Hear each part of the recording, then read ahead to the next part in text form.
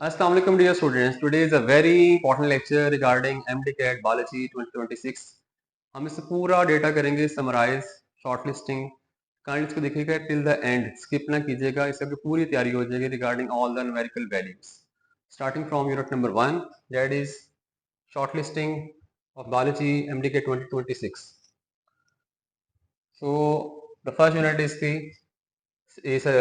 acellular life of unit number 1. The question is being asked, the term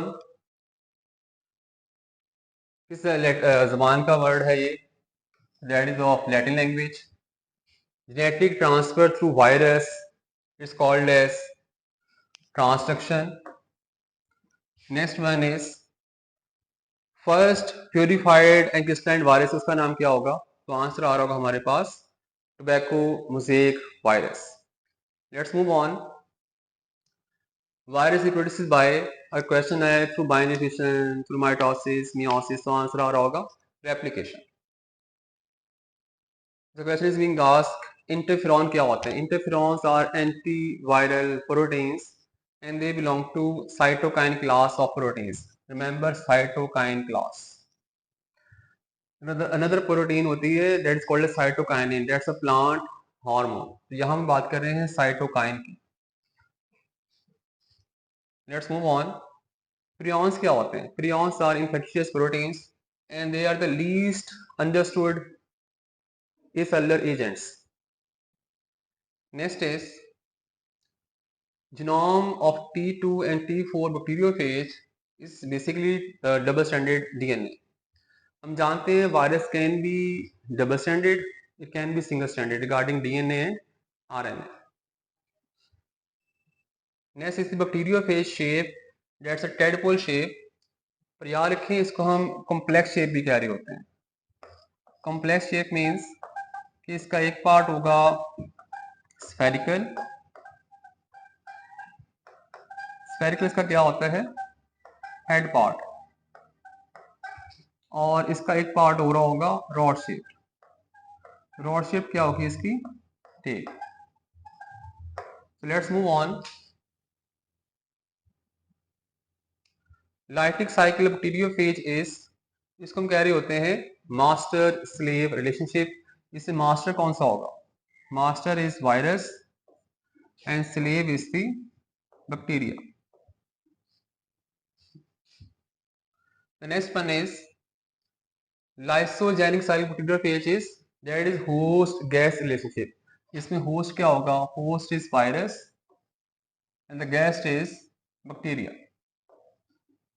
और वो अमल जिसमें lysogenic cycle converts lytic cycle, that is called as induction. Let's move on.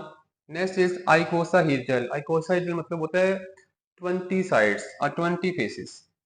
इसमें भी याद रखें कि हर जो फेस होगा, हर साइड जो होगी, that is triangular. You can say there are 20 triangular sides. Next one, capsomeres in herpes virus वो होते हैं 162. पर इसमें ये भी याद रखें जो सबसे स्मॉलेस्ट वायरस है दैट्स अ पोलियो वायरस. तो पोलियो वायरस में कितने कैप्सोमेयर होते हैं? 32 होते हैं. कितने होते हैं? 32. That's why polio virus is the smallest virus. Next one, capsomeres in rhino virus. Rhino virus में होते हैं 252 capsomeres. Next one is virus to bacterial size ratio is, तो हमने पढ़ा है कि वायरस जो है बैक्टीरिया से काफी छोटा होता है, almost 10 to 1000 times. The size of bacteria or this is the size of the virus. Let's move on. Next is the percentage of adults immune to mumps. Almost 60% जो adult होंगे they get immune to mumps. mumps में एक gland होता है that is called as parotid gland. तो parotid gland की हो जाती है inflammation, उसको हम कहते हैं parotid itis. Itis means inflammation. Let's move on. The next one is oral herpes or herpes labialis. इसके दो नाम होते हैं. इसको herpes labialis भी कहा जा रहा होता है. तो हर्पीस की दो टाइप्स होती हैं, one is called herpes simplex virus type 1 and herpes simplex virus type 2। तो जो टाइप 1 है that is called as oral herpes, जो टाइप 2 है that is called as genital herpes. Next move on. Next genital herpes, इसका कौन सा होगा? Herpes simplex virus type 2। The next one is polio virus also called as enterovirus. Entero means it multiplies in the intestine. अब ये भी याद रखें कि पोलियो वायरस मल्टीप्लाई इंटेस्टाइन में कर रहा होता है, but this one basically affects spinal cord. और क्वेश्चन है मल्टीप्लाई कहाँ करता है, तो आंसर इंटेस्टाइन आएगा। और क्वेश्चन है कि अफेक्ट कहाँ होता है, तो आंसर आ रहा होगा स्पाइनल कॉर्ड, और इसमें होगा lower limb paralysis. Next one, a type of inactivated polio virus vaccine, इसको आईपीवी कहा जा रहा होता है, डेवलप्ड बाय, तो आंसर आ रहा होगा यहाँ पर साल्क वैक्सीन। इसको हम साल्क वैक्सीन भी कहते हैं। वजह क्या है? It was developed by a scientist called as Jonas Salk. The next is diameter of retroviruses. It ranges from 100 nanometer approximately. और ये भी याद रखिए कि रेट्रोवायरस बेसिकली किस तरह का होता है? This one is a spherical virus. This can also be asked in the MCAT exam. The next is the reverse transcriptase is, this is RNA dependent DNA polymerase. Reason is कि ये RNA की मदद से बना रहा होता है DNA. So this is dependent on RNA to make the DNA. That's called as RNA dependent DNA polymerase. The next is HIV infects. HIV infects which part? It refers helper T lymphocytes. The next is spikes in HIV. ये MCAT में आ सकता है आपको, it's very important. इसकी तादाद होती है almost 72। The next is heart. Heart is the most modern treatment of against HIV.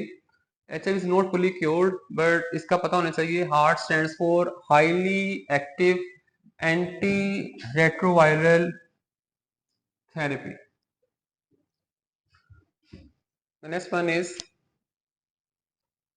hepatitis D caused by. Hepatitis D is the only disease in animals caused by a viroid.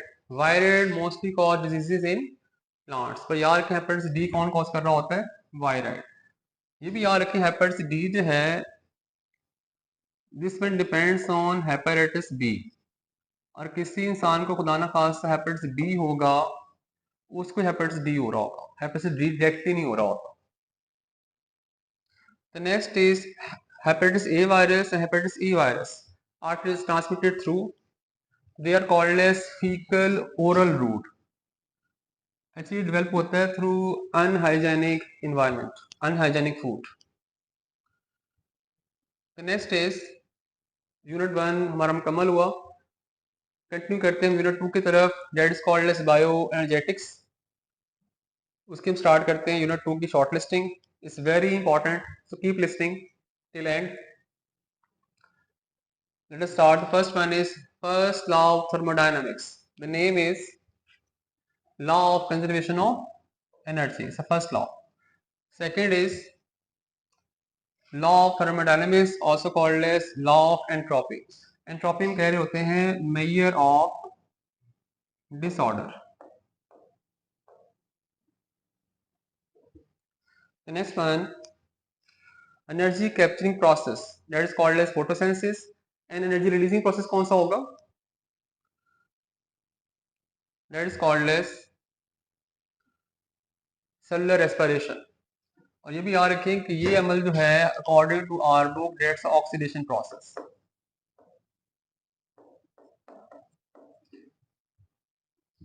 But photosynthesis है that's a redox process. Redox process कौन सा होगा? Photosynthesis. तो दो अमल है इसमें, reduction and oxidation. इनको याद कैसे कर रहे होते हैं? इसको याद करने का ट्रिक होता है ल्यू एंड गैर। losing electron is oxidation, gaining electron is reduction. Next one, oxidative processes, cellular respiration, that is cellular respiration. Next is an instrument used to measure the absorption of different wavelengths. इसमें आ रहा होगा spectrophotometer. I know कि photosensing directly is not a component, not the part of the modern future syllabus, but इसको हम कर लें तो बेहतर है. मे बी एमसीक्यू इसमें से भी कोई ना कोई आज इसमें आ जाएगा, एमसीक्यू एग्जाम में आ जाएगा. तो वी शुड हैव इसकी जो इंपॉर्टेंट वैल्यूज पता होनी चाहिए. Range of visible light that is from 380 to 750, पर कुछ बुक्स में लिखा हुआ है, जैसे फेडरल बुक में लिखा हुआ है 390 नैनोमीटर से लेके 760 नैनोमीटर. तो दोनों ठीक है. पीटीबी में ये है और फेडरल टेक्स्ट बुक में ये वाली है. Let's move on. Next is the photosynthesis carrying out by terrestrial plants. तो इसको हम जल्दी से गो थ्रू करते हैं. That is 10%. Then aquatic plants में हो रही होती है remaining 90%. Next one, percentage of stomata and leaf surface, तो वो आ रहे होंगे हमारे पास 1 to 2%. Then most abundant protein rubisco. Rubisco means ribulose, bisphosphate, carboxylase and oxygenase. जब ये कार्बोक्सिलेज तौर पर एक्ट कर रही होती है तो अमल कौन सा हो रहा होगा? C3 cycle. हम कैल्विन साइकिल भी कह रहे होते हैं. जब एक्ट करेगी ऐसा ऑक्सीजनेज, अमल हो रहा होगा photorespiration. It's a good process, useful process, wasteful process. ये नहीं होना चाहिए. Next one, number of chloroplast in leaf. तो आंसर हमारे पास आएगा 5 lakh per millimetre square. Then number of chloroplast in mesophyll cells, तो आंसर आएगा 2200 per cell. Next, photosynthetic pigments are organised into clusters. तो आंसर हमारे पास आएगा फोटोसिस्टम्स. फोटोसिस्टम्स क्या होते हैं? इसके दो टाइप्स होती हैं, photosystem 1 and 2. 1 discovered earlier, discover later on. पर जो रिएक्शन स्टार्ट हो रहा होता है कहाँ से स्टार्ट होता है? फोटोसिस्टम 2 से. इसकी वेवलेंथ होती है 680 नैनोमीटर, इसकी होती है 700 nanometre. Next one, photosynthesis systems 1 absorb maximum. तो यहाँ पर वही आंसर आ रहा होगा 700. एंड जो 2 वाला है that absorbs 680. Next, NADPH produce by, तो ये प्रोड्यूस कर रहा होता है फोटोसिस्टम 1. AT प्रोड्यूस कर रहा होता है photosystem 2. Then photons to emitted electron ratio, कितने फोटॉन्स पड़ेंगे और कितने इलेक्ट्रॉन रिलीज हो रहे होंगे? तो ये रेशो आती है 1:1. This one. Then central atom present in the hemoglobin that is iron. तो ये याद रखना है कि हीमोग्लोबिन में आयरन होता है. क्लोरोफिल में से कौन सा आ जाएगा? मैग्नीशियम आ जाएगा. इन केस ऑफ क्लोरोफिल यहाँ मैग्नीशियम होगा. ये भी याद रखें क्लोरोफिल का 2 पार्ट्स होते हैं, हेड और टेल. इसका हेड पार्ट रिजेंबल कर रहा होगा to the haem part of haemoglobin. Let's move on. Central metal and present chlorophyll, यहाँ पर आ भी गया है, तो आंसर हमारे पास आएगा magnesium. Then head of chlorophyll molecule, उसको हम कहते हैं पोरफायरिन. और पोरफायरिन जो है उसके अंदर होते हैं पायरोल रिंग्स. एक पोरफायरिन में तकरीबन होते हैं 4 पायरोल रिंग्स. टेल इज कॉल्डलेस. अच्छा, इसमें भी आ रखे हैं, जो टेल है उसको कहते हैं फाइटोल. और फाइटोल में होते हैं आइसोप्रीन. आइसोप्रीन क्या होते हैं? They are terpenoids. तो इसमें 4 आइसोप्रीन होते हैं द फाइटोल, जो टेल वाला पार्ट होगा क्लोरोफिल का. इसका फार्मूला क्या होता है? Formula is C20H39. Let's move on. Methyl group ratio in chlorophyll A to chlorophyll B is, तो आंसर आ रहा होगा 1:11:10 ratio. Then a graph showing rate. अब जहां रेट ऑफ आएगा फोटोसिंथेसिस, तो इसमें आंसर आ रहा होगा हमारे पास एक्शन स्पेक्ट्रम. अब यू कैन से इफेक्टिवनेस यहाँ चेक की जा रही होगी कि कौन सा पिगमेंट कितना इफेक्टिव है विद रिस्पेक्ट टू फोटोसिंथेसिस. फिर रहेगा एक्शन स्पेक्ट्रम. अगर अब्जॉर्प्शन आ रहा होगा तो इसका स्पेक्ट्रम भी कौन सा बन जाएगा? Absorption spectrum. और जो पीक्स होती हैं क्लोरोफिल की वो आ रही होती हैं 430 पर और 670 पर। Let's move on. Chlorophyll A is present in, तो ये यूनिवर्सल पिगमेंट है chlorophyll A, present in all eukaryotic organisms. पर अगर क्वेश्चन है कि ये किस में होगा, एंटीना कॉम्प्लेक्स में होगा या रेक्सिन सेंटर में होगा, तो याद रखिए दोनों में होता है। यहाँ लिखा हुआ है एंटीना में भी होगा और रिएक्शन में भी होगा। एंटीना में होगा 670 690 और रिएक्शन सेंटर में होता है 680 वेवलेंथ अब्सॉर्ब करते हैं और 700 अब्सॉर्ब कर रहा होता है। Chlorophyll A is present in, तो प्लांट सेल सब में मौजूद होता है। देन अगर क्वेश्चन है क्लोरोफिल बैक्टीरिया में कौन सा क्लोरोफिल होता है, तो आंसर है bacteriochlorophyll. Next is the chlorophyll A कौन सी वेवलेंथ अब्सॉर्ब करता है, that's a blue wavelength, blue green total होगा। Next is the chlorophyll B absorbs yellow green. Then carotenoids maximum absorb blue violet. याद करने का तरीकाकार क्या होगा यहाँ पर, बी स्टैंड्स फॉर, अच्छा याद रखें कि क्लोरोफिल जो अब्सॉर्ब कर रहा होगा ना यहाँ पर, वो अब्सॉर्ब करता है बेसिकली ब्लू मैक्सिमम वेवलेंथ, और क्लोरोफिल ए जो मैक्सिमम अब्सॉर्ब कर रहा होता है वो करता है वायलेट। जो कलर नजर आ रहा होता है उसका वो रिफ्लेक्शन की वजह से नजर आ रहा होता है। मोस्ट इफेक्टिव वेवलेंथ जो होती है फोटोसिंथेसिस में, that's a red wavelength. Okay, last one is the colour not absorb, तो आंसर यहाँ पर आएगा green colour, not absorb by the chlorophyll but absorb by the carotenoids. यहाँ लिखा होगा लीस्ट अब्सॉर्ब बाय क्लोरोफिल, तो आंसर है green, yellow and indigo. Then reducing power किसके पास होती है, that is present the NADPH2। Then assimilating power होती है ATP के पास। देन सीक्वेंस क्या होगा for movement of electron during non cyclic, तो रिमेंबर नॉन साइक्लिक, तो इसमें आंसर आ रहा होगा water 2p680 then p700 and NADP oxidising. Chlorophyll in bacteria उसको हम नाम दे रहे होते हैं बैक्टीरियो क्लोरोफिल, वहां क्लोरोफिल ए वगैरह एटसेट्रा नहीं होगा, साइनोबैक्टीरिया में होगा chlorophyll A. Next, Calvin cycle का अनदर नेम क्या होगा, दैट्स अ C3 पाथवे, क्योंकि इसकी फर्स्ट स्टेबल प्रोडक्ट होती है carbon 3 carbon compound. Phases of Calvin cycle कितनी होती हैं, दे आर 3 फेजेस। कार्बन से molecules in the carbon fixation step, तो आंसर आ रहा होगा हमारे पास 3। Then ATP molecules used in reduction phase, यहाँ पर आंसर आ रहा होगा 6। Then ATP molecule used in regeneration phase, answer is 3. Then 1 Kelvin cycle uses ATP, that is 9. NADP molecule used in reduction phase, तो 6 आ रहा होगा। Then water molecule produce कितने हो रहे होंगे, तो आंसर आएगा 3। Then direct product of Kelvin cycle, तो that is triose glycerol 3 phosphate होता है। 2 केल्विन साइकिल होंगे तो फिर मुकम्मल हो रहा होगा ग्लूकोज, जैसे वो बताता है कि फॉर 1 केल्विन साइकिल 3 ये यूज होंगे, 6 ये यूज होंगे, 9 ये होंगे। अगर आपने ग्लूकोज बनाना है तो इट मीन्स आपको ट्राइओस प्लस ट्राइओस हेक्सो चाहिए होगा, तो ग्लूकोज में 6 कार्बन होते हैं, तो सारा अमल 2 बार हो जाएगा, ये 6 होंगे, ये 12 हो जाएंगे और ये 18 हो जाएंगे ATP। तो रेशो इन दोनों की आ रही होगी 1:2 रेशो और 1:2:3, like this one. That's all. Next हम चलते हैं सेल रेस्पिरेशन पर, जो हमारे MD का सिलेबस भी है, पार्ट भी है। एनर्जी ऑफ ग्लूकोज एक्सट्रैक्टेड, तो आंसर आएगा 2% by fermentation. Energy release by breaking bond of ATP, तो आंसर आ रहा होगा 7.3 kilo calorie per mole. Stages of aerobic respiration कितनी होती हैं, 4। कौन कौन सी होती हैं, glycolysis, link reaction, Krebs cycle, electron transport chain, respiratory chain भी कहते हैं उसको हम।